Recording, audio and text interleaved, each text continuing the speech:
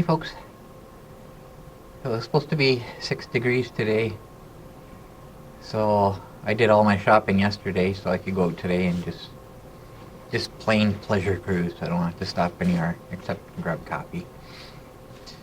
I look before I come out and it's only 5.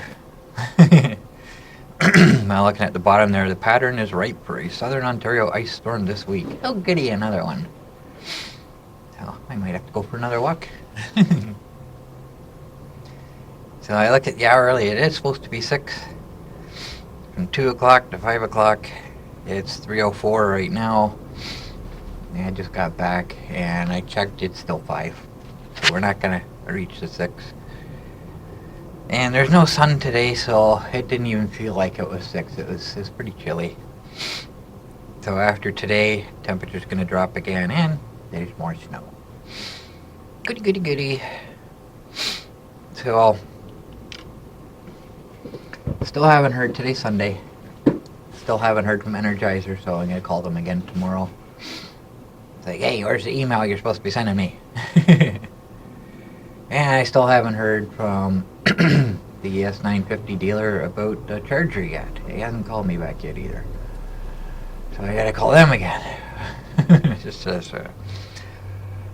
It's hard enough for me to make any kind of call, regarding stuff like if the first one fails, it's really hard for me to call back again, and to do a follow-up, it's almost like, oh, I don't want to deal with this, so I don't bother. I just put it off, but it's got to be done. It just drives me nuts, but I don't get results from the first one. So got my watch done. I still can't find my clear nail polish, so I had to buy another one. So I got that done, and the loop. Remember I said it's got 2 loops on it. I'll get closer so you can see them. This one here is still free. Moves around, but the one on the end, I super glued it in place. It's not gonna move. So that'll keep the end from coming out and catching on anything. It's just a little bit sticking out, so it shouldn't catch on anything. And the second one's just kind of free. I might glue it in place too, right in the middle, just to keep the band from bulging out and slipping out at the end one. I don't know yet. So, super glue, 1,000,001 uses. So that's settled. I can sweat now and I don't have to worry about getting a itchy rash underneath it. Oh, nothing really happened yesterday when I was out. I had to trim my mustache again. I got a couple hairs that are just a little too long getting in my mouth. Driving me nuts. Because it grows so fast. If I miss a little bit of it, that part of it seems to grow faster than everything else. So, went out today, expecting a nice drive. Got to McDonald's, grabbed my coffee, on my tour. I was actually expecting to see Reg out today, being as it's above freezing, but no, didn't see him. So went down to the dam, sat there for a bit, and I heard the flicker on the other side of the river somewhere. I was looking for it. I never did see it, so I still haven't seen one. I heard it. It was there for a little while. I heard it a few times, and I heard it again off in a distance. So obviously it flew away. I never saw it. So, but I wasn't staring in that direction. I was still looking at other things. So it may have flew off while I wasn't looking. But first thing I noticed when I got there is most of the ice is gone now. When I went down there yesterday, the whole shoreline was just ice, like thin, really thin ice. The only way you could tell it was there is that it was flat. The river's wavy and the waves would stop where the ice was flat. That's the only way you could really see it. It was pretty thin. So today I was looking, most of that's gone. There's still a couple little places along the edge, and the same thing. The only reason I could see it is because the waves would stop about a foot from shore. Yeah, one part was kind of sticking out in the water. The rest of it was along the shoreline, maybe a foot wide all the way along. So I was sitting there, and all of a sudden I noticed that the one part that was sticking out broke free, and it's floating downstream now. So I don't know if you'll be able to see it on the video or not. I'll take a look at it. If I can, I'll have to do time lapse so you can actually see it moving, because it's not moving very fast. So after I noticed that, I looked, and the rest of the ice is gone. It just melted away as I was sitting there. Wow. I didn't sit there that long, so it was melting pretty quick. There's still just a little bit kind of around a tree stump, sort of holding on to it. That's the only place where it was left, just this little patch of ice. The rest of it is completely gone. So it was below freezing last night, so my batteries, still aren't absolutely wonderful today, but in order for it to be good when I come out, it's still cold in the garage here. It takes longer to warm up inside without the sun. If the sun was out, it'd be nice in here, but it takes a little bit longer. So the batteries are draining faster than I expected. So I didn't want to go for too long of a drive, but I wanted to do something. I wanted to enjoy the temperatures today. So I went across the bridge and did the first street out of town. Went up to soccer fields, and it looked like I could get through. So I kind of stayed on the grassy area just for traction, and snow's not quite as thick there. I drove through that a bit, and it looked like I could get through onto the laneway. I tried. It's like, uh-oh. Yeah, a little bit stuck. So I backed up and kept pushing forward, and the scooter started rocking back and forth as the power switched back and forth between the wheels. One wheel would spin and get grip, then the other one would spin and get grip. And it kept going. I got through it okay.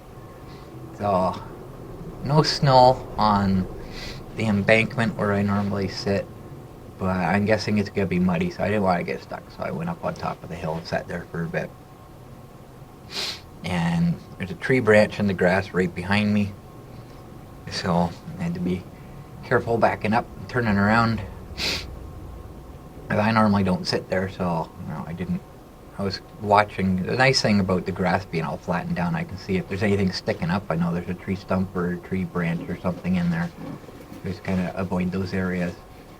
So I could see it behind me, so I just kind of wiggled my way around until I got turned around. And I was coming back out. I was looking, see if there's a different line I could take. Really anything. So I just blurted it as fast as I could through the snow. No problem. The second time through. But like you say, I had a bit of speed going through, so even if it did slow me down, I still had the momentum to keep going. So wasn't an issue. So then on my way home, I saw all these vehicles at the construction site, and I'm thinking, oh, they're back at work now? But no, they're at the Legion. And the truck that I saw, I thought, construction truck, right? But looking at it, it's a mobile sandblasting unit. Wow, I've never seen that before. I've seen mobile car washers. I've seen mobile office file shredder trucks and different things. I've never seen a mobile sandblaster. That's kind of cool. I guess that works for, places that don't have their own sandblaster. Just call somebody in, do it on site, and then you get a nice sand pile. I don't know if they clean up after themselves or not, but that's actually kind of cool. So that's all I got to talk about. Really nothing's happened since my last talk. So I think my last talk was when I went out walking in the ice pellets. I might get to do that again this week. We'll see. A few days from now.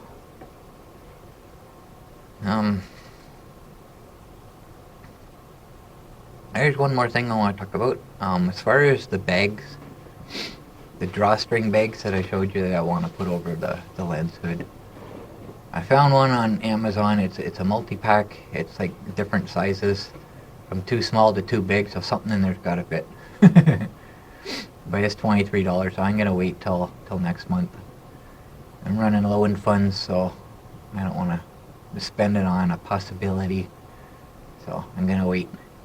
And I'm also gonna replace the power supply in the Monster. So I found my original purchase. It was $16 or something, but it's not available from that seller anymore. So I had to go searching, and they're now $24.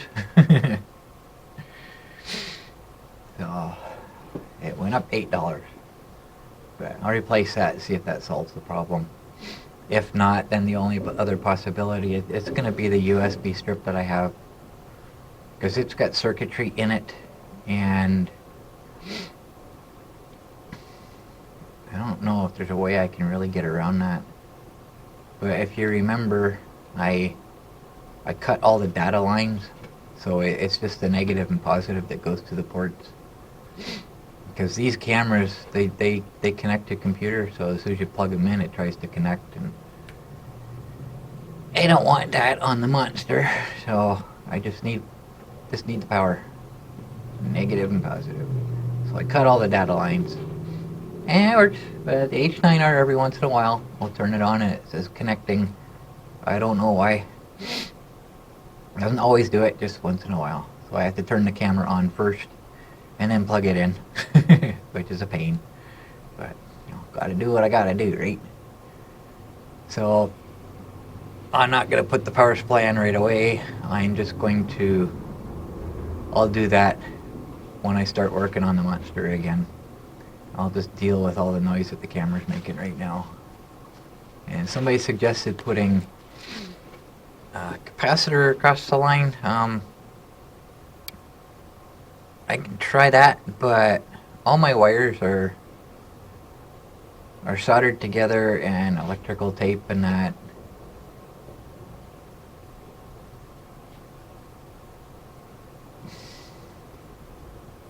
I was gonna say, if I put a capacitor on it, it'll be exposed, but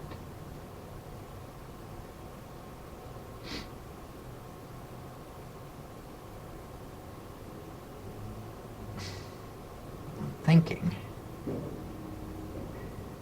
because the leads on the capacitor are going to be really close together, and it's going to be really hard to separate them with electrical tape. And as far as being exposed, and the chance of shorting out on the monster, I can tape right around the capacitor. That's not a problem. I'm just concerned with the leads touching together. I suppose maybe if I use a ceramic capacitor, the leads are generally farther apart on those. That might work. I don't know. Might be worth a try. But it might just be easier just to replace the power supply. And possibly replace the USB. I might just get a new USB strip and just bypass everything, because it's going to be 5 volts coming in anyway, so I'll just do it directly, power it directly to them. Just solder wires from the input right to each individual USB. I don't know. I guess I could do that with this one. It's going to be a pain taking that off. I don't want to take that off, because I had no way of connecting the USB strip to the half pipe that I have for rain protection. So I've got like plumbing, I'm not sure what it's called, strip of metal full of holes. You use it for pipe strapping, that's it. Use it for holding up pipes in the basement and that. So I put that across it and just zip tied the USB thing to that. That's all that's holding it in, just a couple zip ties. That's the only way I could figure out how to mount it. So I gotta cut through all that. And I got a video on how I did that, and it was a lot of work. I'm not sure I really want to, but I don't know. I might have to, in the interest of better audio, if that's what's actually causing the problem. I don't know. So if I do that, I'll cut all the lines. The data lines are already cut. I'll just cut the connection from the input, and I just have to solder wires directly to each. I don't know. Maybe I'll just get another one, because they're cheap. They're not expensive at all. They're like less than $10 for these particular ones. But I like it because there's an individual switch for each port. I can turn each port on and off, so they're not all powered, which is kind of cool. So I might just get another one and take a look at it and see, how much work that's going to be. I don't think it'd be too bad. It sucks, with my blurry eyes. I don't deal with electronics very well anymore. But we'll see. So anyway, that's all I got to talk about. So I will show my tour from today. Not very sunny, but that'll help, because I don't have my new polarizer filter yet, so when the sun shines directly on it, that's what causes the problem. There's no sun shining on it today, so it should be nice and clear. That's all I got to talk about.